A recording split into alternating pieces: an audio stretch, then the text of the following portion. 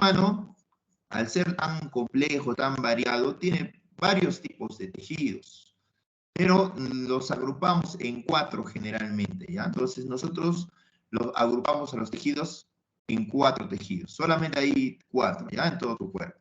Entonces los tejidos que tienes que conocer son el tejido epitelial, el tejido conectivo, también llamado conjuntivo, el tejido muscular y el tejido nervioso, ¿ya? Cada uno tiene sus características propias que, bueno, cuando se toque el tema se hablará de ello, ¿no? Ahora vamos a hablar propiamente del tejido epitelial, ¿ah? Entonces, el tejido epitelial es el tejido que va como formar el forro que tú tienes, ¿no? Imagínate que como tu cuaderno, cuando compras recién nuevecito, cuando ibas al colegio, pues lo forrabas. Le ponías un recubrimiento, ¿no? Para que no se desgaste. Entonces, obviamente nosotros también tenemos un recubrimiento. Recubrimiento en estructuras visibles, como por ejemplo, yo te observo a ti, digamos, si te observara frente a frente, lo que veo es primero tu piel, ¿no? Entonces, ese sería el forro que tú tienes, ¿no? Adentro en la boca, pues tenemos las mucosas, ¿no? Entonces, él podría observar eso. Pero también el recubrimiento de estructuras que no observamos, ¿no? Como por ejemplo, en el estómago, recubrimiento del estómago, o el recubrimiento de los ovarios, todo eso. Entonces, todas esas estructuras tienen un forro, ¿no? Entonces, ese forro vendría a ser el epitelio de los órganos de tu cuerpo que tienes, ¿ya? Entonces, tienes que entender que el tejido epitelial, pues, es un recubrimiento. Entonces, acá dice que cubre, ¿no? Pues, obviamente es un recubrimiento, cubre, ¿no? Recubre, te lo pone acá otra vez, ¿no? Recubre. Entonces, obviamente, para resumir todo eso, decimos que es un recubrimiento, ¿no? ¿Recubre qué? Órganos, recubre cavidades, ¿no? Todo eso. Entonces, tenemos un tejido epitelial como recubre, entonces va a revestir, reviste, ¿no? Entonces, habla de un tejido epitelial de revestimiento, que reviste, ¿ya? Pero también hay otro tejido epitelial que está conformando las glándulas, ¿ya? Entonces, se llama tejido epitelial glandular. Entonces, tejido epitelial, dos tipos, ¿no? De revestimiento y glandular. Revestimiento recubre y glandular se encuentra en las glándulas. Vamos a recordar que había dos tipos de glándulas, ¿no? Las glándulas exocrinas y las glándulas endocrinas. Entonces, vamos acá y observaremos. A ver, acá se puede escribir. Sí, ¿no? Sí se puede escribir. ¿Cómo borramos esto?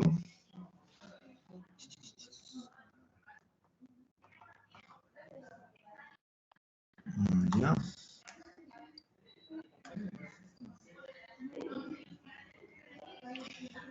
Listo, a ver. Recuerda que el tejido epitelial se va a formar de 3 capas embrionarias, de las 3, endodermo, mesodermo y ectodermo. ¿Qué es endodermo, mesodermo y ectodermo? Son capas embrionarias propias de algo que se llama gástrula. ¿Ya? Entonces vamos a ver acá un recuento, ver acá. Acá. ¿Recuerdas que había algo que se llamaba espermatozoide? El espermatozoide, y vamos a poner acá el óvulo, ¿ya? Entonces, acá está. Estoy a la izquierda he graficado algo que asemeja al espermatozoide y al óvulo. Cuando se une el espermatozoide con el óvulo, forman algo que se llama huevo, ¿no? Huevo, o también llamado cigoto. Entonces, se une el espermatozoide con el óvulo se llama, para formar el huevo cigoto. Ese huevo cigoto va a madurar. Generalmente esa unión, ¿dónde se da? La unión de espermatozoide con el óvulo. Se da en la trompa de Falopio, en la ampolla de la trompa de Falopio, para formar el huevo cigoto. Ese huevo cigoto va a madurar, va a adquirir un estadio más avanzado y va a formar algo que se llama mórula, ¿ya? Entonces, primero tengo huevo cigoto, luego mórula, ¿ya? Después la mórula va a madurar algo que vamos a llamar blástula, o también llamado blastocisto, ¿ya? Luego la blástula, o también llamado blastocisto, ¿Se queda ahí en la trompa de falopio? No, esta blástula recién va a migrar hacia el útero. Y en el útero se va a implantar, ¿no? Se va a implantar y va a desarrollarse, se implanta en el útero y se desarrolla a otro estadio que vamos a llamar gástrula. ¿Ya? Gástrula. Entonces, es la gástrula la cual está conformada por 3 capas embrionarias. ¿Cuáles son esas 3 capas embrionarias? Las que tenemos hacia arriba: ectodermo, mesodermo y endodermo. ¿Ya? Entonces, para eso te hablé todo eso, para que sepas que la gástrula tiene 3 capas embrionarias, que son las que observamos ahí arriba: ectodermo, mesodermo y endodermo. Pero antes de ser gástrula, era blastocisto, ¿no? El blastocisto es el estadio en el cual migra hacia el útero y se implanta en el útero, ¿ya? Pero antes antes de ser blastocisto, ¿qué era? Mórula, ¿no? Entonces, y antes de ser mórula, ¿qué era? Huevo cigoto. ¿Ah? Y antes de ser huevo cigoto, ¿qué era? Bueno, por separado era espermatozoide y por separado era óvulo, ¿no? Entonces, para eso te comentaba todo eso, ¿ya? ¿Hasta ahí está claro? ¿Hay alguna duda, jóvenes? A ver, chicos, ¿hay alguna duda? Todo claro, profesor. Ya. Borramos esto y pasamos acá. Acá observamos entonces esto que es del naranjadito que está acá arriba, se llama el ectodermo. Ya, el ectodermo, como observas acá, mira, ahí lo está señalando, ¿no? El ectodermo. Acá se llama... ¿Aló? ¿Sí? No se logra ver nada, profesor, solo el tejido de los 4 tejidos que mencionó al inicio. No se ve, a ver, a ver.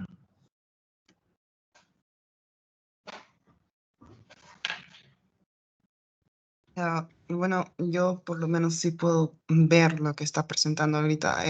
Desarrollo embrionario. Creo que es el internet de mi compañera. Ah, ya, ya. Ya. Seguramente ahorita se estabiliza, seguramente está. Entonces, lo que observamos acá es una diapositiva que dice desarrollo embrionario, ¿no? Capas embrionarias. Y observamos la de arriba que dice ectodermo, que ya vimos, ¿no? Ectodermo. Eso de celestito, acá, el endodermo celeste clarito, ¿no? El endodermo. Entonces, endodermo, ectodermo, y en el medio tenemos el mesodermo, ¿ya? El mesodermo. Eso es como una pelotita que le he hecho un corte, ¿no? Acá lo observamos, le hemos cortado, como que no hemos cortado en la mitad, ¡zas! Le hemos cortado y observamos así, ¿no? Obviamente, ectodermo, mesodermo y endodermo son ¿de dónde? De la gástrula, ¿no? ¿Te acuerdas? Capas embrionarias de la gástrula, pues ahí dice gastrulación, ¿no? Gastrulación, ¿ya? De la gástrula. Entonces, la gástrula tiene esas capas embrionarias y de las tres se origina el tejido epitelial, ¿ya? Tejido epitelial se origina de esas 3 capas embrionarias, de endodermo, mesodermo y ectodermo, ¿ya? Acá hay 2 términos que habla en el banco Sepronsa, que se habla de potencialidad y diferenciación. Te hago esta analogía para que tú la puedas entender con lo que dice, ¿ya? Por ejemplo, hay personas que juegan muchos deportes, quizás tú eres una de ellas, ¿no? Que juegan muchos deportes, pero obviamente eres especialista o tienes mayor habilidad en alguno de ellos, ¿no? Profe, yo juego básquet, fútbol, natación, todo, pero eres mejor en alguno de ellos, más te destacas más en uno de ellos, ¿no? Quizás te juegas mejor fútbol, digamos. Entonces, a eso nos habla la potencialidad, pero no de nosotros, ¿no? De la célula en este caso. Entonces se dice que la potencialidad de la celular es de un tejido, ¿no? La célula es de un tejido que cumple muchas funciones, ¿ya? O sea, cumplir muchas funciones, eso es potencialidad, cumplir muchas funciones. Pero ser especialista en hacer una función, a eso llamamos diferenciación, ¿ya? Que el grado de especialidad para realizar alguna función, eso es diferenciación. Entonces, potencialidad es como hacer varias cosas, pero diferenciación es ya especializarte en algo, ¿no? Entonces, en este caso, las células del tejido pues pueden cumplir varias funciones, eso llamamos potencialidad, Pero si se van a especializar en cumplir una función, llamamos diferenciación. Y te dice que si hay mucha diferenciación, va a haber poca capacidad de regeneración celular. O sea, son inversamente proporcionales. Recordarás que las magnitudes inversamente proporcionales, cuando aumenta una, disminuye la otra, ¿no? Entonces, si aumenta la diferenciación, pues va a disminuir la capacidad de regeneración, ¿ya? La capacidad de regeneración acá va a disminuir. ¿Por qué? Porque son inversamente proporcionales, ¿ya? Acá vemos un tejido epitelial.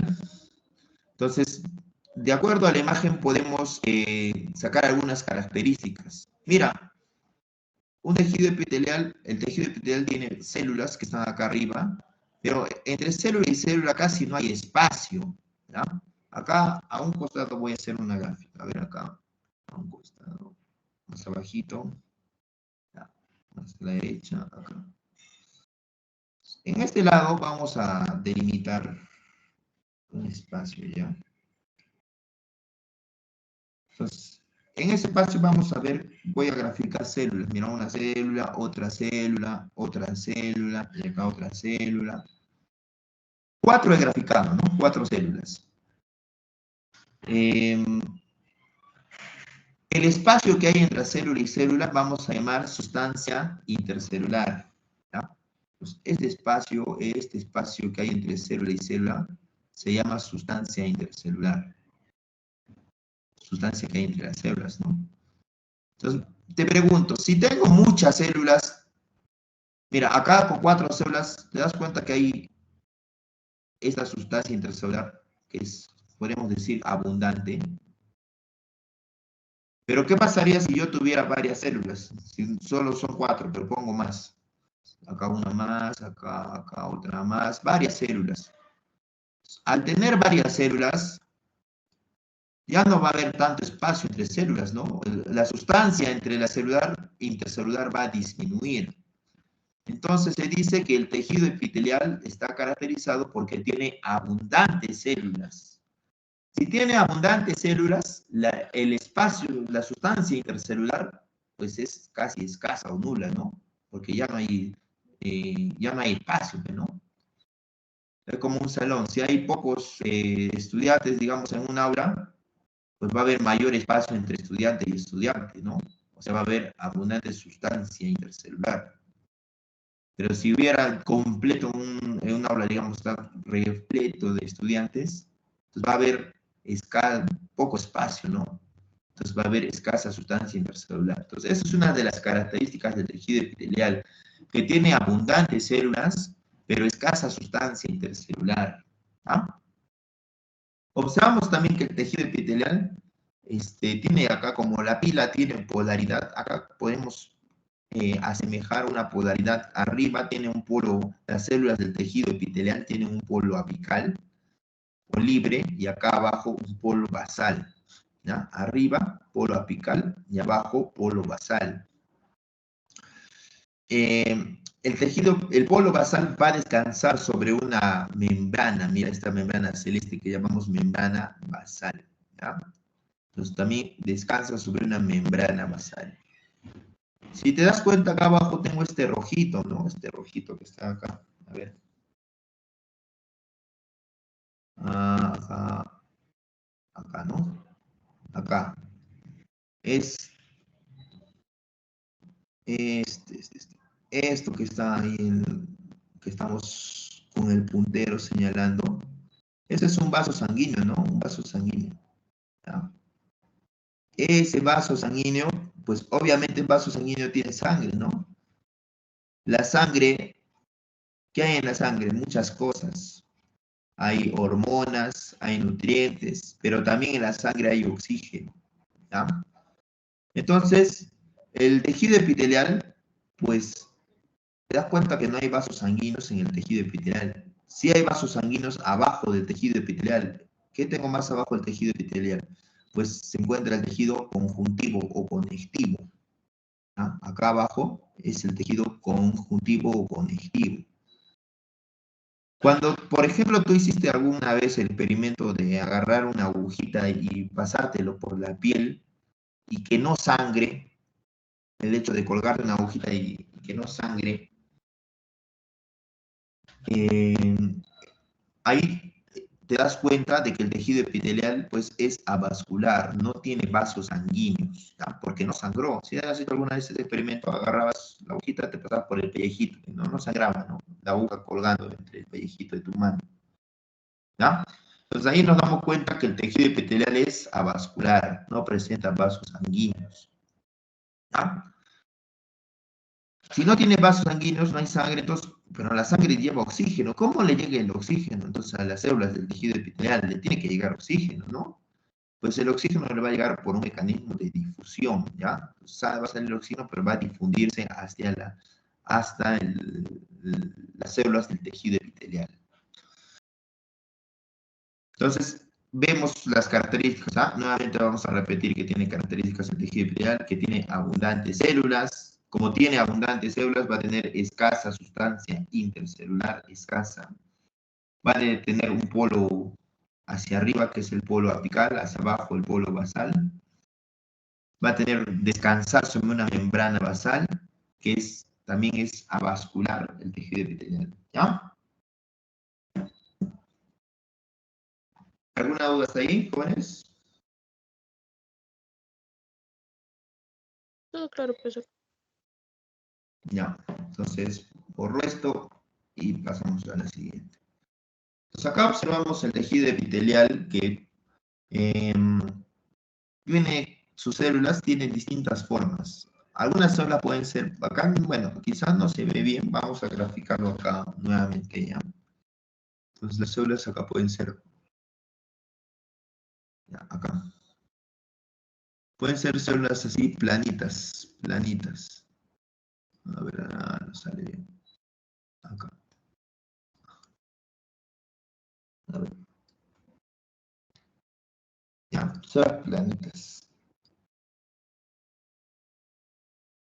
Así, células planitas. Pueden ser células tipo cúbicas. Células cúbicas, ¿ya? Pero también pueden ser células como cubos, pero alargados. Como un cubito, pero más alargado. ¿Ya? Entonces te das cuenta acá como un cubito, pero más alargado. Entonces, las primeras células que hemos observado pues, son células planas, las del medio son células cúbicas y las con un cubito alargado son células cilíndricas, ¿no? Como un cilindro, asemeja un cilindro. Puede ser una sola capa de células, puede haber solamente una capa de células, como un piso, ¿no? Sería simple. Lo llamamos simple cuando hay un piso nada más. Pero cuando hay varios pisos, o sea, varios estratos, podemos decir que es estratificado. O también llamado poliestratificado, ¿ya? Estratificado o poliestratificado. Entonces observamos acá que tenemos un epitelio simple y plano. Epitelio simple plano. ¿Por qué se llama epitelio simple plano? Ah, porque solamente es una capa de células, nada más. Por eso es simple. ¿Pero por qué plano? Porque las células que lo conforman son células planas, como hemos observado, ¿no?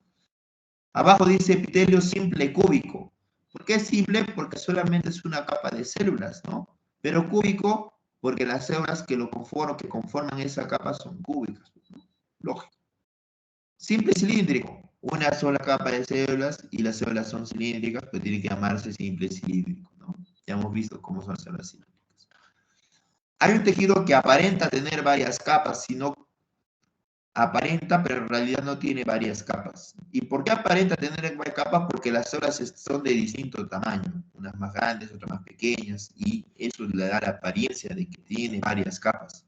Pero en realidad no tiene varias capas, solo tiene una sola capa de células. Entonces se llama pseudo estratificado. Aparentemente es estratificado, pero estratificado sería si tuviera varias capas, ¿no?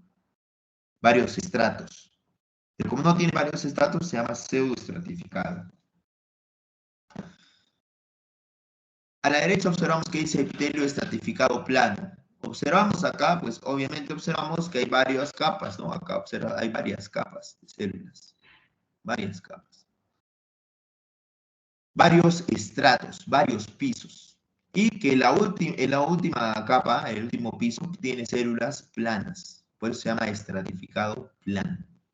¿Ya? Acá observamos también que tenemos un tejido con varias capas y la última capa de células tiene células cúbicas. Entonces ya no es simple, ¿no? Es estratificado cúbico. ¿Ah? Acá también va a tener varias capas y la última capa tiene células cilíndricas, sería estratificado o poliestratificado cilíndrico. ¿Ya? Y hay un tipo de tejido epitelial que se llama epitelio de transición. Ese epitelio está caracterizado porque sus células van a ser globulares, ¿ya? Tipo globulosa. A ver, más o menos sería así. Te he graficado como es plano, como es cúbico, como es cilíndrico. Globuloso vendría a ser algo así, algo así. Como un globo, bueno, como un globo aerostático, algo así. Globulosa, ¿ya? Entonces, esos serían tus tipos de epitelio que tienes, ¿ya? Entonces, el epitelio, el que tiene células globulosas, vamos a llamar epitelio de transición, ¿ya? De transición. O también lo vamos a llamar polimorfo, ¿ya? De transición o polimorfo.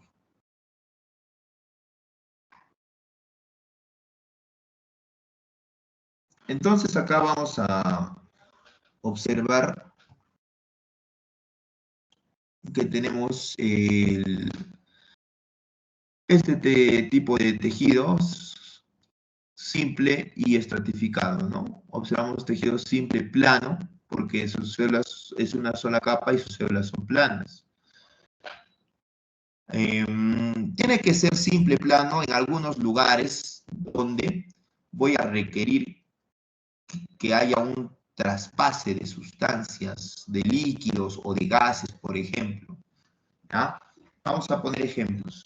Si yo tuviera varias capas en mi tejido, a ver, digamos así, varias capas, acá, más acá. Si mi tejido tuviera varias capas, o sea, tendría varios estratos, ¿tú crees que sería fácil atravesar algo que tiene varios estratos? Va a ser difícil, ¿no? Va a ser difícil atravesar algo que tiene varios estratos.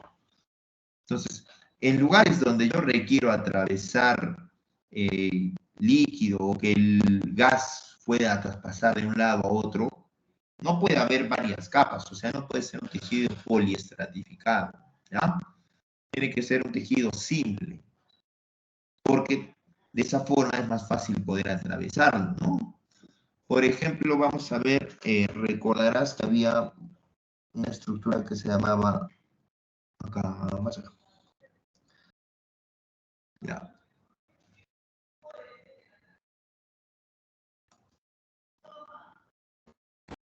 Entonces acá había una arteria aferente, cuando hablamos del renal,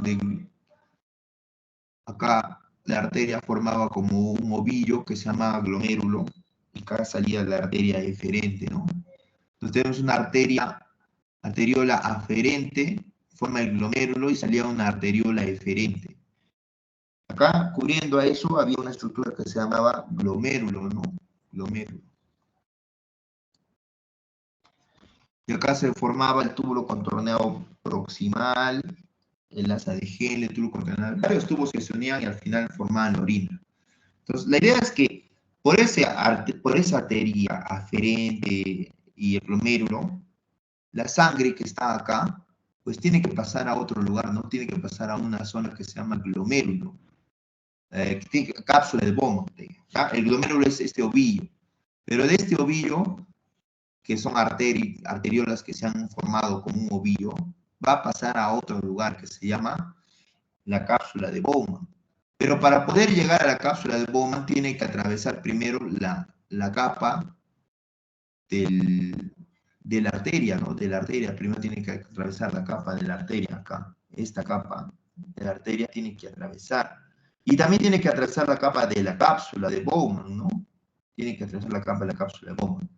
Cuando atraviesa esas dos capas, recién llega a la cápsula de Bowman y se va a formar la orina, ¿ya? Entonces, ¿qué es la orina? Pues, ¿no? ¿Te recuerdas que la orina sale de la sangre de un compartimento donde hay sangre, y la sangre, el líquido que está en ese compartimento donde hay sangre, ese líquido va a pasar a otro compartimento y ya no va a ser sangre, ¿no? Se va a llamar orina. Entonces es como si le dijeras a la orina, digamos que la orina es un ente, le digo, orina, ¿tú antes qué eras? Le pregunto. Y la orina te va a contestar, pues va a pensar un rato y se va a recordar, sí, antes de ser orina, ¿qué era? Era sangre, ¿no? Sí, era sangre. Entonces, en esta zona donde tiene que traspasar líquido de la arteria y ese líquido irse hacia la cápsula de Bowman para formar la orina, pues obviamente al traspasar líquido no puede tener las paredes de estas estructuras varias capas, ¿no? Tiene que tener, para atravesarlo más fácilmente, tiene que tener una sola capa. Entonces, el epitelio que recubre los vasos sanguíneos, en este caso las arterias, arteriolas, se llama endotelio, ¿ya? Entonces no te olvides eso. ¿Qué es el endotelio? Es el epitelio de los vasos sanguíneos, ¿ya? El endotelio, ¿ya? De las arteriolas, acá vemos. Ese epitelio se llama endotelio. Entonces en el endotelio pues tengo epitelio simple plano, ¿no? Tiene que ser simple, no puede ser varios estratos, ¿ya? Y también donde hay epitelio simple plano, en esta otra estructura que está al lado derecho, ¿no? Que se llama la cápsula de Bowman, ¿ya? Porque también tiene que atravesar el líquido de la cápsula de Bowman, entonces tiene que tener una sola capa, ¿no? Por eso también tenemos epitelio simple plano en la cápsula de Bowman, ¿ya? La cápsula de Bowman. Otra zona donde hay epitelio simple plano es en los mesotelios, ¿ya? ¿Pero qué es el mesotelio?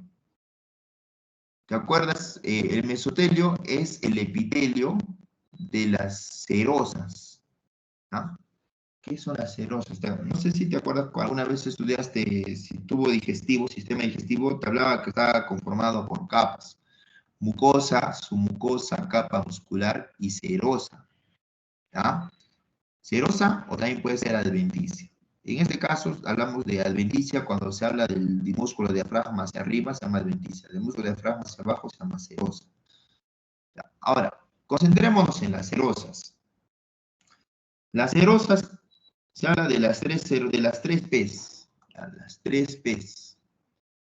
O sea, tenemos cerosas en las tres P's. ¿Cuáles son las tres P's? Uno de ellos se llama pleura. La pleura, uy, no se ve la P. Pleura. Otro se llama pericardio. Y otro se llama peritoneo. Esas son las tres P, o sea, tus tres cerosas. ¿Ya? Pleura, pericardio y el peritoneo. ¿La pleura, dónde está la pleura? En el pulmón, ¿no? La capa que recubre el pulmón. Pericardio, que recubre el corazón. Peritoneo, que recubre el sistema digestivo. ¿Ya? Esas son las tres P's. Todas esas son cerosas, son cerosas. Entonces, el epitelio de las cerosas se llama mesotelio. ¿Ya? Entonces, ¿qué es el mesotelio? Profesor, el epitelio de las cerosas. ¿Y cuáles son las cerosas? Pues la pleura, el pericardio y el peritoneo. ¿Ya? Entonces, ahí también tenemos tejido epitelial simple plano. ¿Alguna duda ahí? ¿Hasta ahí?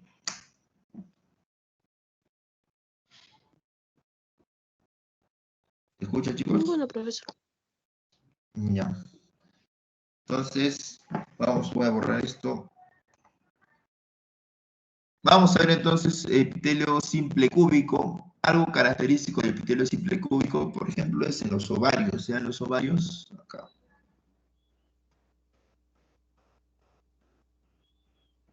Ya. Con un ovario más grande, mejor.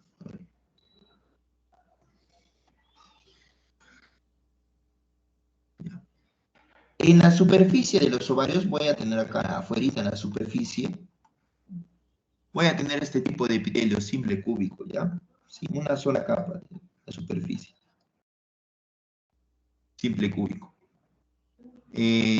Pero, te hago recordar que dentro del ovario pues hay una célula que se llama el ovocito, que va a estar rodeado a su vez de varias células.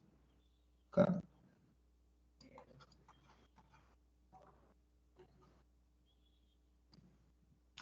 Entonces, dentro del ovario tengo los folículos, pues, ¿no? El ovocito con las células que lo rodean se llama folículo. El ovocito, a ver, acá adentro, adentro está el ovocito. Pero el ovocito no está solo, lo rodean células. Las células que lo rodean y el ovocito se llama folículo, ¿no? Folículo. Entonces, ¿qué es un folículo? Son el ovocito más las células que lo rodean. Eso es un folículo. Los folículos van a estar en distintos grados de maduración dentro del ovario, ¿ya? Hay un folículo que va a ser el más maduro. Se va a llamar folículo maduro o de Graf. Ese folículo maduro de Graf, como ya está maduro, va a botar al ovocito. Ya no quiero que el ovocito esté dentro del ovario, lo bota el ovocito. Sale acá, ya no quiero que esté en el ovario, y lo bota. Lo bota porque del ovocito su misión es ir y encontrarse con el espermatozoide, ¿no? Por eso. Sale el ovocito, entonces esas células del ovocito y las células que lo envuelven también son células cúbicas, pero acá va a haber varias capas de células cúbicas, ¿ya? Entonces, no te confundas. Tenemos una sola capa de células cúbicas en la superficie de los ovarios, pero dentro del ovario tengo folículos que van a estar en distintos grados de maduración. El ovocito y las células que lo rodean, eso se llama folículo, ¿ya? Las células que lo van a rodear, ahí también voy a tener células cúbicas, pero no voy a tener una sola capa, voy a tener varias capas, ¿ya? O sea, profe, en resumen, ¿hay células cúbicas de una sola capa en el ovario? Sí. ¿Hay células cúbicas de varias capas también dentro del ovario? Sí. Pero recuerda que las de una sola capa están formando la superficie del ovario y las que tienen varias capas están adentro rodeando al ovocito, ¿ya? Las células que rodean al ovocito, más el ovocito, ¿cómo se llama eso? Se llama folículo. Entonces, dentro del ovario tengo folículos que están madurando, ¿ya? Entonces, para eso te comentaba todo eso, ¿ya? Para que entiendas que en la superficie del ovario también tenemos epitelio simple cúbico, pero en la superficie simple, porque es una sola capa, células cúbicas, ¿ya? Dentro del ovario también hay células cúbicas que no son una sola capa, son varias capas de células cúbicas dentro, ya dentro del ovario, rodeando al ovocito. Estas células se llaman células de la granulosa, ¿ya? Esas células que va a haber dentro se llaman células de la granulosa. El epitelio simple cilíndrico, también encontramos simple cilíndrico, más que todo en las vías, estructuras digestivas, ¿ya? Como por ejemplo en el estómago, encontramos simple cilíndrico en el estómago, pero hay unas estructuras que van a tener, las células que van a tener modificaciones. Entonces, por ejemplo, en el intestino delgado, vamos a tener unas microvellosidades en el intestino delgado. Entonces, pero esas microvellosidades del intestino delgado tienen un nombre que se llama chapa estriada, ¿ya? Chapa estriada. Entonces, tengo epitelio simple cilíndrico en el intestino delgado, ¿ya? También voy a tener simple cilíndrico con cilios. Eso más que todo está en las trompas de falopio, ¿ya? Trompas de falopio que tienen cilios. Estos son células, tejidos que tienen una sola capa, ¿no? O sea, simples. Pero hay tejidos que tienen varias capas, o sea, son poliestratificados. Estratificado o poliestratificado. ¿Y dónde observamos eso? Acá, mira, va a haber poliestratificado plano. Las células que tienen varias capas, pero la última capa de células es plana. Entonces digo que es un poliestratificado plano. Acá hay dos variedades. Puede ser queratinizado o no queratinizado. ¿Cómo me voy a acordar? Bueno, una forma es que digas en la piel, ¿no? La piel tiene queratina, vas a decir. Pero la piel tiene queratina. Y la queratina es seca, ¿ya? Seca. Entonces, en zonas donde hay sequedad, es pues en la piel, ¿no? Entonces ahí es queratinizado. Pero en zonas donde sea húmedo en cierta forma, pues no tiene que tener queratina, ¿ya? La queratina hace que sea seca, digamos. Entonces, si no tiene queratina es no queratinizado. Entonces, no queratinizado donde es húmedo. ¿Y dónde es húmedo? Pues en la mucosa que está en la boca, en el esófago y a nivel vaginal, ¿ya? A nivel vaginal tengo entonces epitelio estratificado, plano, no queratinizado. Y es lógico, mira, acá tengo varias capas de células, o sea, varios estratos, por eso se llama estratificado. La vagina es una zona en donde va a estar, cuando se da la actividad sexual, hay un roce, hay una fricción. Entonces, si solamente fuera una capa de células, pues al simple roce ya se quedaría sin epitelio, ¿no? Entonces tiene que tener varias capas la vagina, ¿no? Ya que es una zona que está sometida a roce, a fricción, tiene que tener varias capas. Por eso es poliestratificado. ¿Ya? Es plano, pero es seco o mojado. Mojado, entonces es no queratinizado. Porque si fuera seco, como la epidermis, la piel, sería queratinizado. ¿Ya? También tenemos epitelio poliestratificado cúbico, ¿no? Poliestratificado cúbico. Encontramos acá, como observas, poliestratificado cúbico en recubrimiento, ¿no? De los conductos de las glándulas, ¿no? Conductos de glándulas sudoríparas, conductos excretores de las glándulas sudoríparas. ¿Ya? Pero más importante, más preguntable, para mí, te aconsejo, acuerda bien el poliestratificado plano, queratinizado y no queratinizado, ¿ya? Y los epitelios simples también, esos son más preguntables, ¿ya? También, como te dije, poliestratificado cúbico en los conductos secretores de las glándulas sudoríparas y poliestratificado cilíndrico. Vamos a encontrarlo acá en la conjuntiva ocular. Más que todo acá, el más importante acá, el más resaltante es la uretra masculina, ¿ya? Cilíndrico, estratificado cilíndrico en la uretra masculina, ese es el más resaltante, ¿ya? Si queremos ser más detallosos, pues la uretra tiene porciones, ¿no? Membranosa, prostática, membranosa, esponjoso y peniana. Predomina más en la porción peniana, ¿ya? Y ¿te acuerdas que te hablé de un epitelio que tenía forma de globo, que era globuloso, sus células eran globulares? Se llama ese epitelio de transición, ¿ya? Ese se llama epitelio de transición. ¿Y dónde hay ese epitelio de transición? Pues predomina en las vías urinarias, ¿ya? Entonces, ¿cómo me voy a acordar, profe?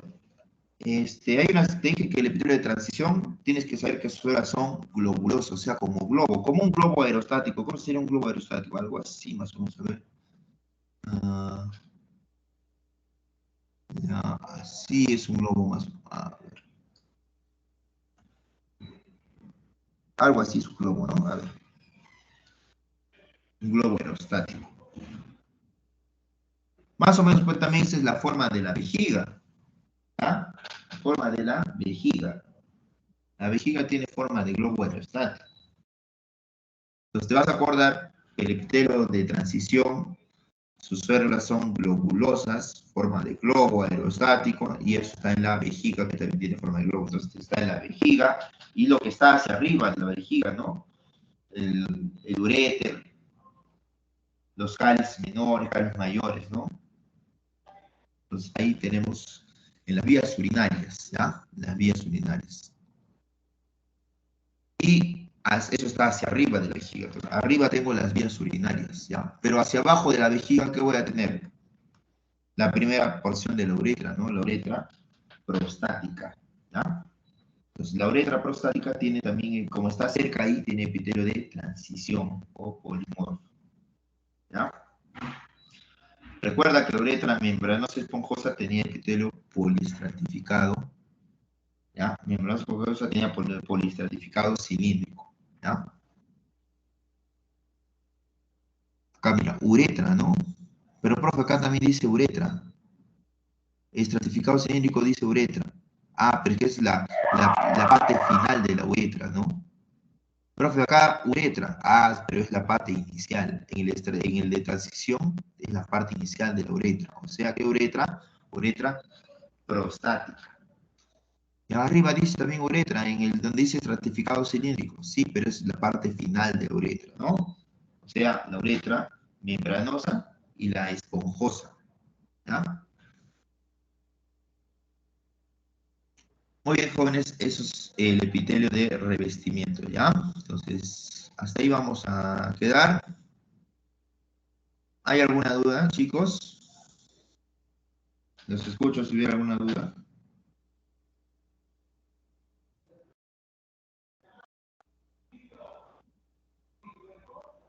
Ninguna duda, profesor. Ya, ya, jóvenes, que tengan un buen día. Entonces me despido. Esperamos un momento que venga su siguiente profesor, ¿ya?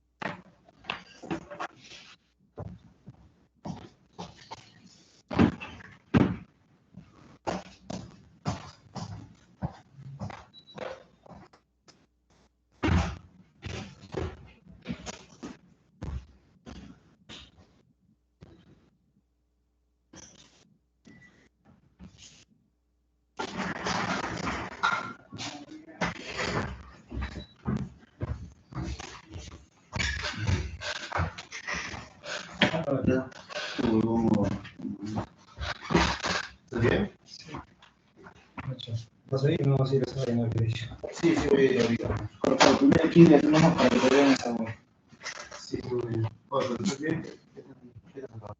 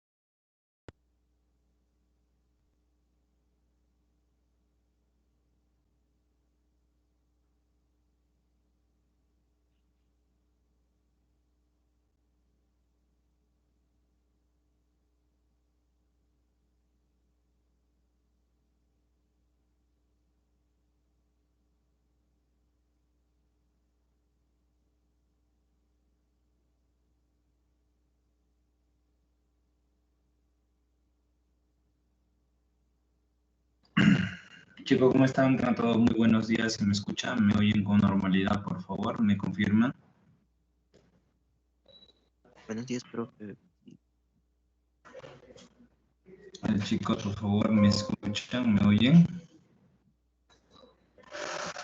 No los escucho.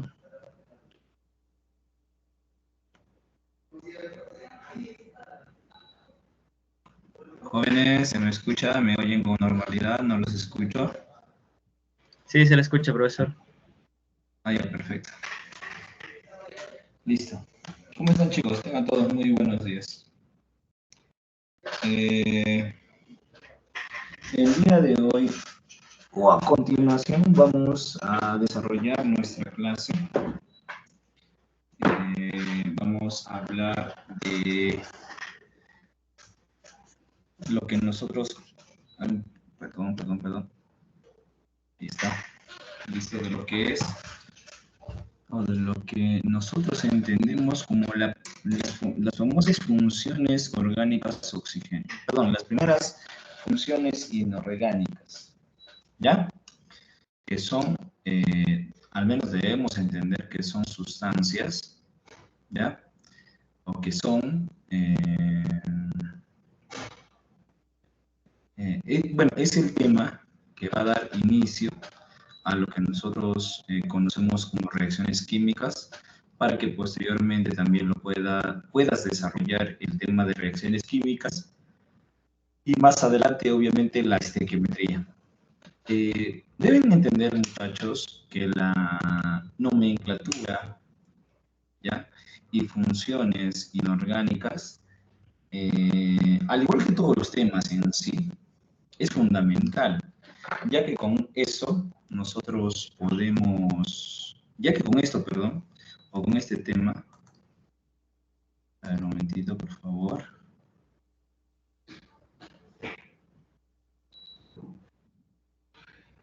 Como les indicaba, es el tema, son de los temas génesis, son de los temas origen que nosotros tenemos para que se pueda desarrollar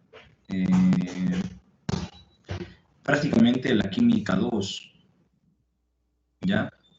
Es indispensable, deben de tenerlo en cuenta. ¿Listo? A ver, un momentito, por favor, permítanme, voy a buscar la diapositiva para presentarse.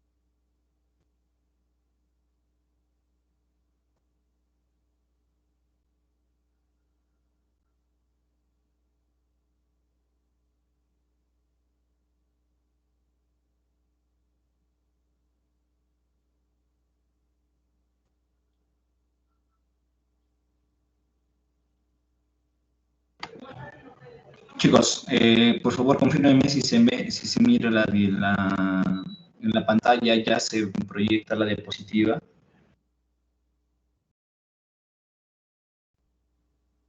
Sí. Sí, sí, Sí, profe. ya, perfecto. Van a disculpar la demora, solo que no la encontraba. ¿Ya?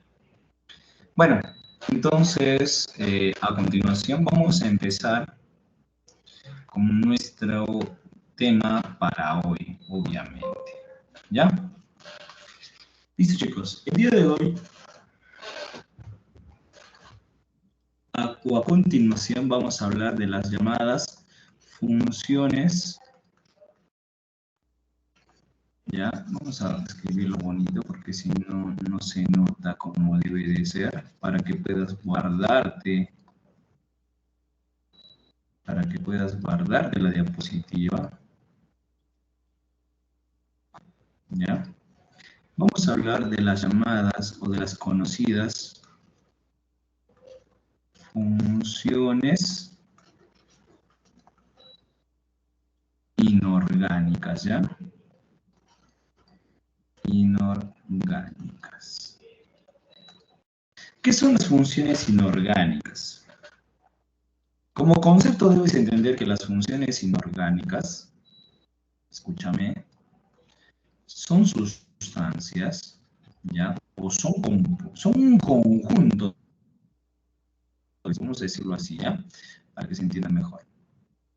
Son un conjunto, ¿ya? No sé qué ha pasado, a ver. Un momentito, por favor, no suelo escribir así. Son un conjunto de compuestos, ¿ya? Conjunto de compuestos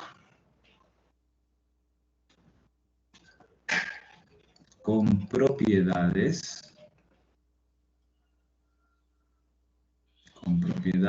similares. Similares o parecidas al menos, ¿ya? Tal es el ejemplo, o vamos a tomar como ejemplo a los famosos óxidos, ¿ya? Miren aquí. Esa es la función óxidos. ¿Ya? Función óxidos. En el caso del grupo de óxidos, ¿a quiénes vamos a tener? Al óxido de sodio, al famoso óxido de potasio, óxido de calcio. Se me ocurre por aquí al óxido plúmico. ¿Ya? Todos ellos que son óxidos.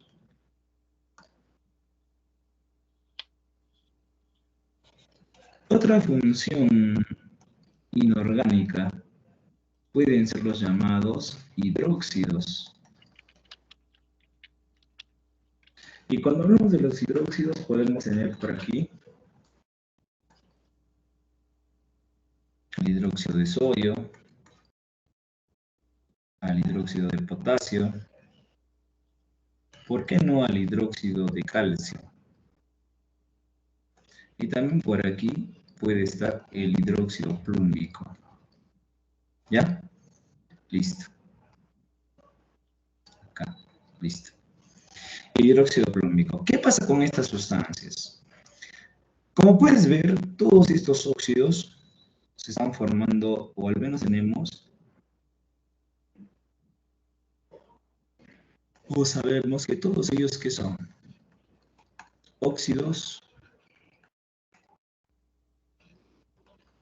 metálicos. Y todos los de aquí que son hidróxidos. Todos estos óxidos metálicos son sustancias iónicas. Y si son sustancias iónicas, vamos a agarrar y decir que son formadores de hidróxidos o de bases. Ahí está. O de sustancias alcalinas. ¿Ya? Entonces, como te dije hace un momento,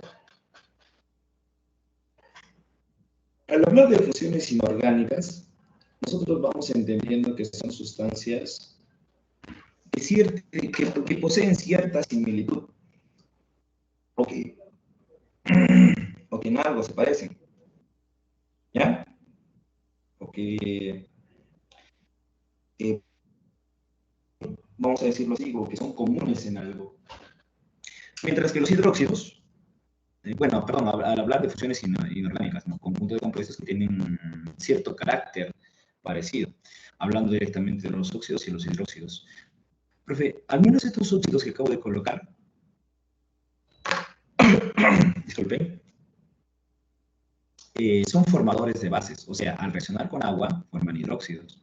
Y por otra parte, los hidróxidos, ¿ya? A ver, una propiedad de ellos es que, escúchame bien, dan color rojo, ¿ya? Con la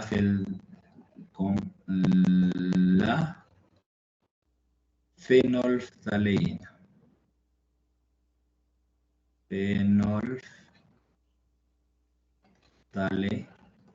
Con la fenolftaleína. Entonces, te das cuenta que empiezan a cumplir con un patrón o algo que los hace parecer. Esa es la importancia de una función. Conjunto de compuestos con propiedades que se parecen, con propiedades similares. Tal es el caso de los hidróxidos que me van a formar bases y tal es el caso de los hidróxidos que como propiedad que tienen es que al reaccionar con la fenolftaleína, que es un indicador de acidez, perdón, de pH, van a generar un pH mayor a 7, perdón, que es obviamente un pH básico o alcalino, y que al entrar en contacto con el hidróxido o con un hidróxido van a dar o van a generar el famoso color rojo o rojo grosella. Algunos lo llaman así. Ahora bien, tenemos como segunda cuestión para hoy el famoso o llamado grupo funcional. ¿Y qué es un grupo funcional? Escúchame bien. Es el átomo. ¿Cómo, profe, es el átomo? Te das cuenta que a los óxidos, ¿qué ocurriría si a un óxido tú le quitas el oxígeno? A ver, profe, si al óxido yo le quito el oxígeno, solo es un elemento, ¿ya? Por eso te digo que es el átomo. Aunque le puedes decir también o átomos. ¿Listo? O átomos. Y estos átomos, entiéndanlo bien, van a generarle este carácter básico a la sustancia. Es el átomo o átomos que generan las propiedades, escucha bien, ¿eh? Las propiedades a las funciones. ¿Ya? A las funciones inorgánicas. ¿Listo? Entonces, a ver, dale una chequeadita a esto.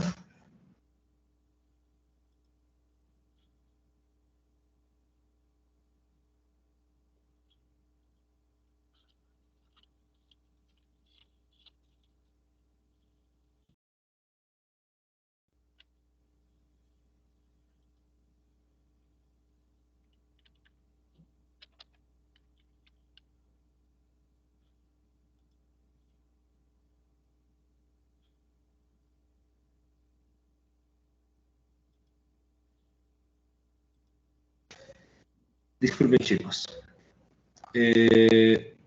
Entonces, el grupo funcional es el átomo o átomos que generan las propiedades a las funciones. Voy a darle que se acomode mejor. Las propiedades. Uy, qué fea letra, yo no escribo así. ¿Qué pasa? ¿Ya? Generan las propiedades a las funciones. Ya. Ahora, ¿qué es lo que yo necesito o qué quiero que tú entiendas de esta parte? Miren, ¿Qué ocurre si tú le quitas el oxígeno a los óxidos? Deja de ser un óxido. ¿Qué pasa si tú le quitas el OH a un hidróxido? Deja de ser un hidróxido. Aquí viene la importancia de las funciones o el grupo funcional. Mira, tenemos el caso de los óxidos. En el caso de los óxidos, ¿ya? El grupo funcional que ellos poseen es el O a la menos 2, llamado o se le conoce como óxido. En el caso de los hidróxidos, ¿ya? El grupo funcional que la sustancia posee es el llamado OH a la menos 1, de nombre hidroxilo. Lo que yo, cuando se les enseña esto, a los alumnos se les hace, o a los estudiantes se les hace entender que la importancia radica en que sin una función inorgánica, sin grupo funcional no es nada. En el caso de los óxidos, ¿qué pasa si tú le quitas el oxígeno a los óxidos? Deja de ser un óxido. ¿Qué pasa si a los hidróxidos tú le quitas el OH? Deja de ser hidróxidos. Entonces, las funciones inorgánicas sin el grupo funcional solo se entenderían o solo quedarían como elementos. ¿Entiendes? Entonces, ¿qué es lo que necesito que tú entiendas para alguna pregunta de teoría que pudiese venir? Es que las funciones inorgánicas dependen del grupo funcional. ¿Ya? Una función inorgánica sin grupo funcional solo es un elemento. Entonces, una vez más, las funciones inorgánicas dependen del grupo funcional. ¿Entienden? Listo, profe. Ya está. ¿Qué más necesitamos saber? Miren, hay un concepto conocido o llamado valencia. ¿Ya? Valencia. ¿Y qué es la valencia? Sencillo. Valencia, muchachos, es la capacidad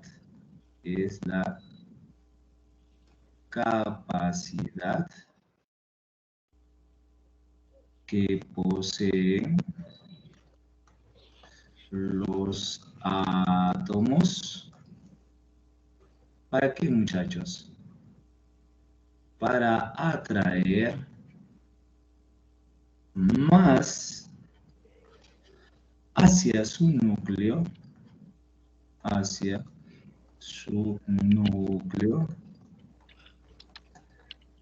el par de electrones de enlace.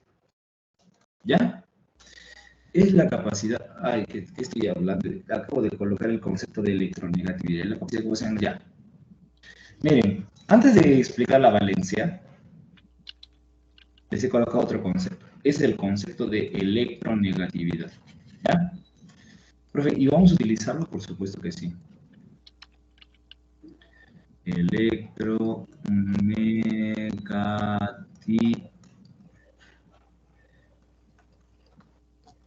Electronegatividad. Ya. Ahora sí, con fuerza o con poder, empecemos a hablar de la famosa valencia.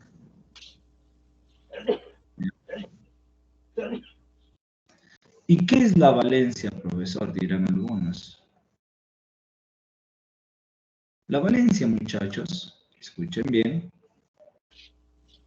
Aquí no se nota. Es otra capacidad. Es la capacidad para formar enlaces. Así de sencillo. Tal es el caso de nuestro amigo, vamos a llamar al poderoso óxido de sodio. ¿Ya? El óxido de sodio. Son dos sodios y un oxígeno. Un sodio, oxígeno y un sodio. El sodio es en el grupo 1A, mientras que el oxígeno es en el grupo 6A. Es indispensable que tú entiendas o sepas el grupo en el que se encuentra el elemento. ¿Y por qué? Caramba. Ya está. ¿Por qué radica la importancia de saber en el grupo en el que está el elemento? Es que solo sabiendo en el grupo en el que se encuentra dicho elemento, tú vas a poder sacar la estructura de Lewis de la sustancia. Tal es el caso de aquí. El sodio es un elemento que se encuentra en el grupo 1A, mientras que el oxígeno se encuentra en el grupo 6A. Por eso la cantidad de electrones que tiene cada elemento.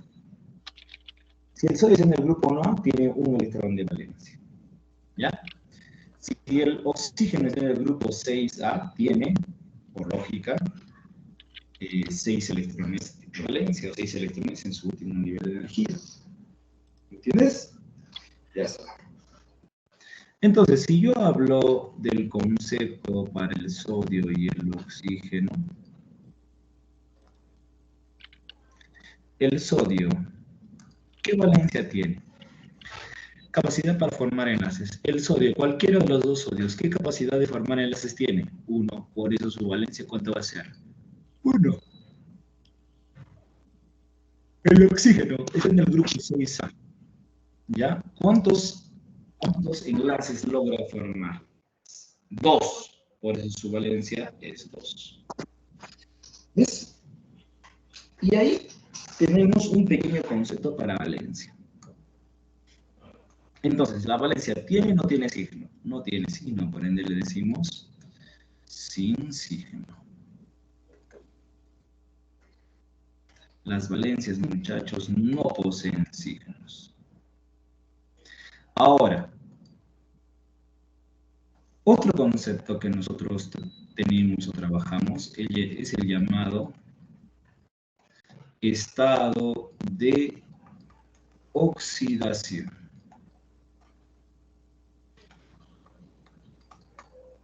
¿Ya?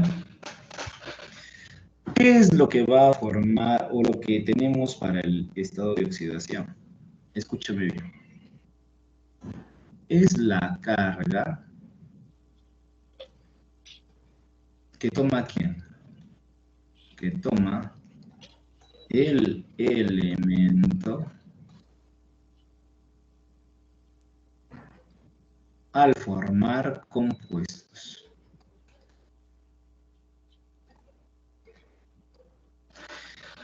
¿Ya? Y obviamente vamos a volver a utilizar al mismo compuesto que hace un momento hemos utilizado, que es el famoso óxido de sodio. Sodio, oxígeno, sodio. Cada elemento, muchachos, tiene una electronegatividad, la cual ya ha sido hallada. La electronegatividad que nosotros utilizamos se da en la famosa escala de Pauling. Pauling es un personaje que logra hallar la electronegatividad a cada elemento. El sodio tiene una electronegatividad de 0,9, mientras que el oxígeno una electronegatividad de 3,5. El sodio es en el grupo 1A, tiene un electrón cualquiera, y el oxígeno en el grupo 6A. Enlace, enlace. ¿Ya? Listo. ¿Cuál de los dos elementos es más electronegativo? ¿El sodio o el oxígeno, muchachos? Profe, claramente el oxígeno es más electronegativo. Y aquí está el concepto de electronegatividad. ¿Qué es, muchachos, la electronegatividad? La electronegatividad es la capacidad que tienen los átomos para atraer más cerca a su núcleo el par de electrones de enlace. Entonces, por esta parte, nuestro amigo el sodio, ¿qué tan capaz de formar enlaces es? 1. Pero ¿qué pasa con su electrón? Se acerca más al oxígeno porque el oxígeno es más electronegativo y el otro electrón del otro sodio hace exactamente lo mismo. Ahora quiero que mires. Un electrón tiene carga -1. Si este electrón del sodio se aleja de él y se acerca más al oxígeno, se carga por este lado a la -1. Y a la -1, ¿cuánto es -1 menos 1? -2. Y como el sodio está perdiendo su electrón, se carga, si pierde su carga negativa, empieza a cargarse positivamente. Por eso es que el sodio va a cargarse a la +1 y el otro sodio también a la +1. ¿Se dan cuenta? Entonces, las cargas poseen signos. Entonces, tú vas a agarrar y decir, las cargas con signos. O sea, las cargas o los estados de acción sí poseen signos. ¿Listo, muchachos? Entonces, tenemos los dos conceptos para el día de hoy. El día de hoy estamos hablando o estamos viendo las famosas funciones inorgánicas y también estamos trabajando con la llamada, o con una propiedad conocida como electronegatividad que ya trabajarán más adelante dentro de sus clases. Y dentro de ellas vemos cómo la electronegatividad juega un papel muy importante al momento de formar compuestos. ¿Listo, chicos? Ya está. A ver, muchachos, lo ideal, por favor, es que le den una anotada, ¿no? Dale, a ver, ¿alguien está levantando la mano? A ver, ¿lo escucho o la escucho?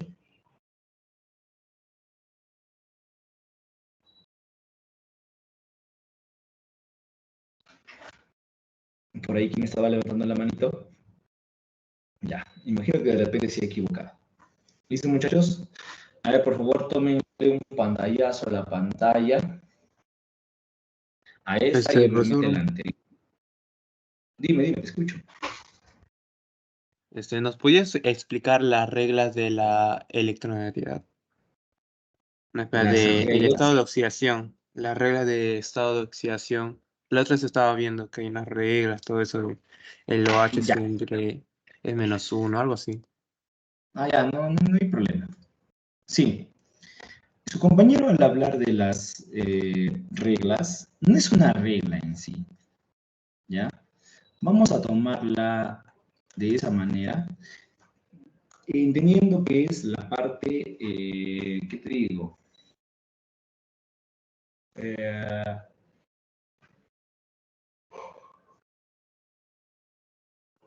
Que es lo más peculiar con lo que el elemento trabaja. Empecemos con el famoso generalmente. Nuestro amigo el oxígeno generalmente trabaja con estado de oxidación -2. O sea, en la mayoría de casos va a trabajar con -2. Mientras que el hidrógeno trabaja con estado de oxidación +1. ¿Cuál es la excepción del hidrógeno? Que en hidruros no metálicos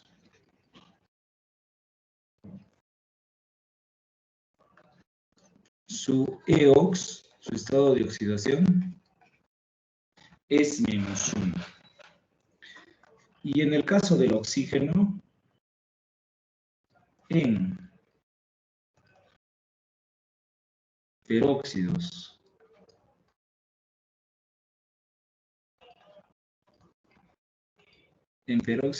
el oxígeno trabaja a la -1 y en superóxidos a la -1,5. Esas son las reglas más importantes. ¿Ya? Te voy a colocar una serie de compuestos aquí para que ustedes saquen el estado de oxidación del elemento.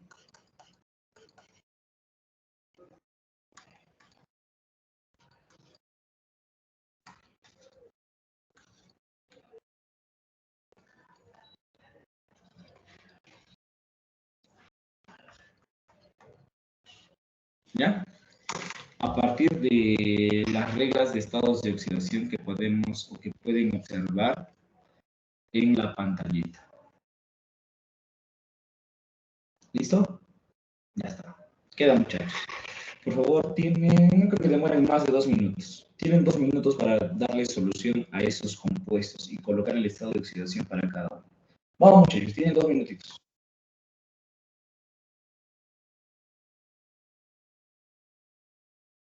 Ah, profe.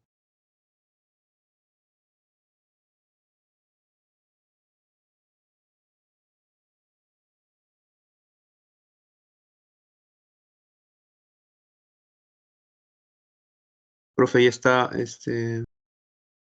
se lo envío, pues.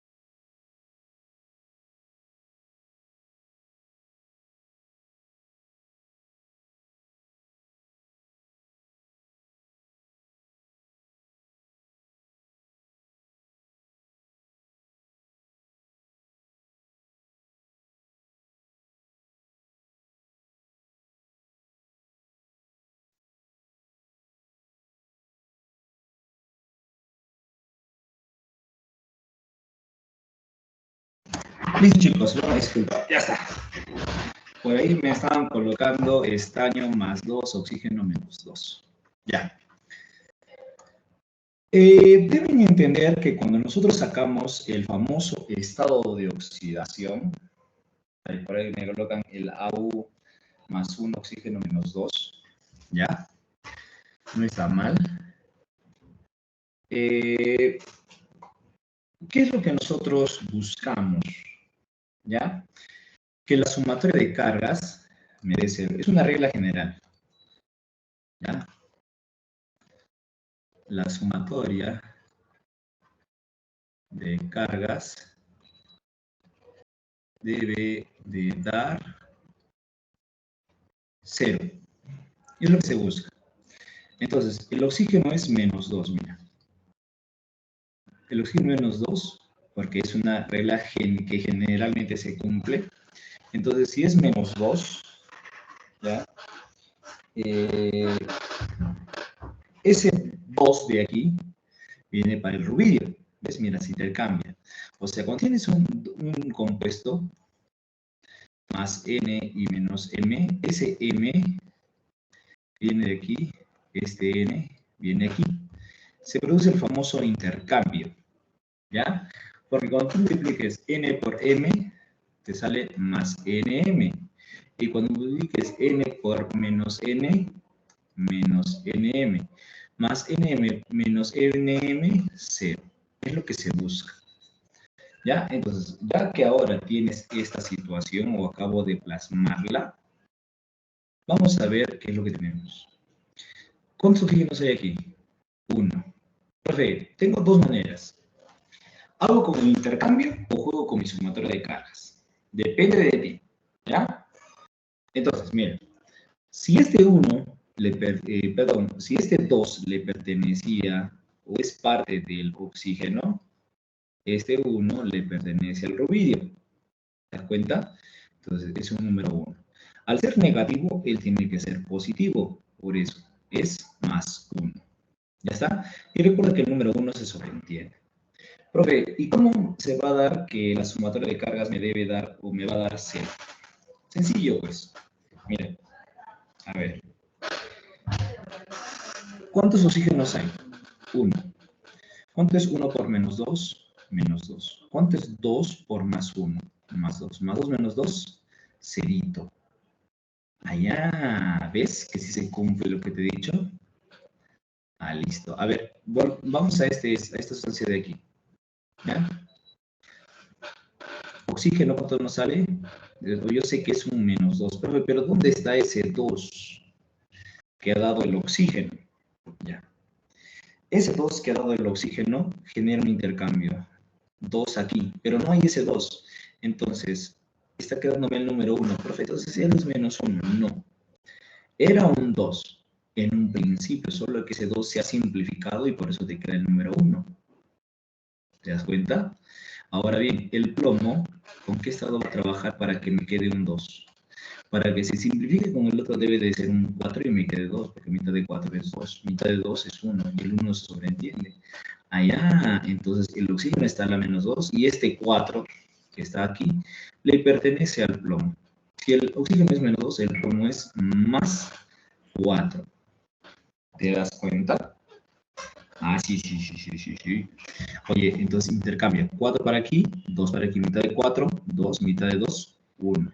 Profe, la sumatoria de cargas, 1 por más 4, más 4. Oxígeno, 2 por menos 2, menos 4, más 4, 0. ¿Te das cuenta? Profe, aquí no hay nada, pero yo sé que el oxígeno es un menos 2. Entonces el intercambio ha sido un 2 y al simplificarse te queda un número 1 que se sobreentiende. Entonces, por lógica, el estaño también le ha tenido que dar un 2 para que al simplificarse también me dé un 1 que se va a sobreentender. Entonces yo agarro y digo, ¿cuánto es 1 por más 2 más 2? ¿Cuánto es 1 por menos 2 menos 2? Más 2 menos 2, 0. ¿Te das cuenta? Vamos para aquí. El oxígeno es menos 2. El 2 viene para aquí. ¿Qué número le ha venido del oro? 1 más 1. ¿Pero por qué, profe? 2 por más 1, más 2. 1 por menos 2, menos 2. Más 2 menos 2, 0. Ya tenemos los estados de oxidación de las sustancias. El hidrógeno es +1 y el oxígeno es -2. 1 por +1, +1. 4 por -2, -8. ¿Cuánto es 1 por +1? +1. 4 por -2, -8. +1 menos 8, -7. Oye, todo tiene que sumarte 0. Cámbiale de signo al del centro. +7. 7 más 1, 8. Menos 8, 0. El cloro está con +7. ¿Te das cuenta? Oye, qué sencillo. ¿Ves? Es que te das cuenta que es muy fácil. Entonces, eso es lo que nosotros empezamos a buscar al momento de trabajar los llamados estados de oxidación. ¿Ya? Entonces, por favor, eso tiene que quedarte bien, bien claro. ¿Ya? Listo. Ahora bien, vamos para aquí. El hidrógeno es +1 y el oxígeno es -2. Hay un hidrógeno. Solo hay uno. 1 por +1, +1. Oxígenos hay 3. 3 por -2, -6. ¿Cuánto es +1 menos 6? -5. Cámbiale el signo. +5. Porque +5 más 1, +6 menos 6, 0. ¿Te das cuenta? Chispas. Es facilito. Por supuesto que sí. A ver, ya que acabas de observar los ejemplos que he colocado, quiero que hagas o que saques el estado de oxidación a este par de compuestos. Ay, bueno, estos tres. Ya, vamos. Sacamos estados de oxidación. No creo que demore más de un minuto. Empezamos, chicos.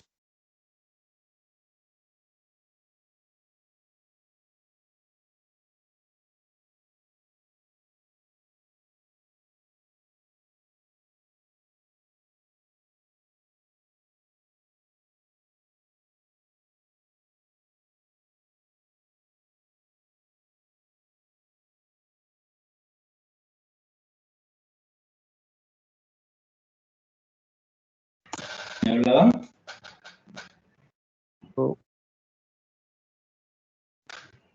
¿Por ahí alguien estaba hablando o me pareció? Me 5, 6. pareció. A ver, El más tercer 5. elemento, el tercer compuesto, profesor, no lo entiendo. No te escuché. ¿Puedes hablar un poquito más fuerte?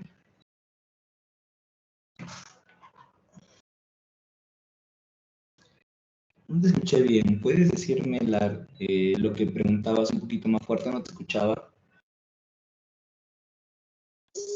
¿Qué compuesto es el último? Porque no lo entiendo muy bien. ¿El primero?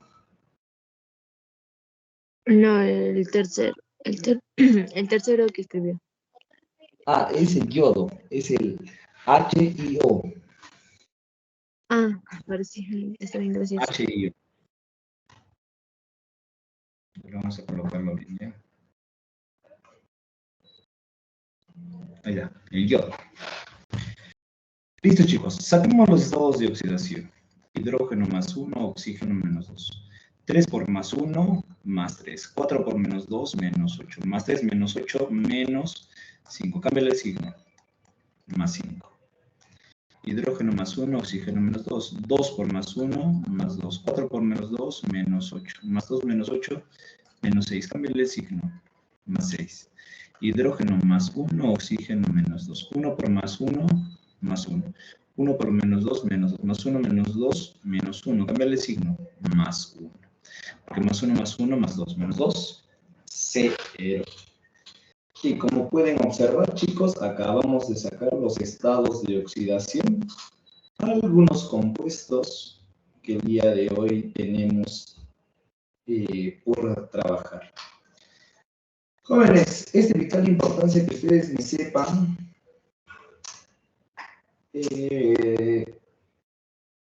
las valencias para los elementos, ¿ya? Ya que sin las valencias no podemos o no vamos a hacer absolutamente nada. ¿Listo, chicos? Entonces, este sería nuestro avance del día de hoy. Espero la clase haya sido provechosa. Pasa la El guía. próximo sábado nos estamos encontrando a la misma hora. ¿Me decías algo? ¿Me escuchaba bien? Puede pasar la guía, La la práctica. guía. Según entiendo, creo que la guía está en la plataforma, ¿ya? Aunque igual le voy a decir a mi coordinador que les pase la guía ya para que la puedan chequear. Por favor, porque no hay. Ya, perfecto, perfecto. Listo, chicos, entonces conmigo hasta aquí ha sido un gusto. Nos estamos encontrando la próxima semana. Bueno, muchachos, cuídense, Hasta nos la próxima. vemos. Hasta la próxima. Cuídense, bye bye.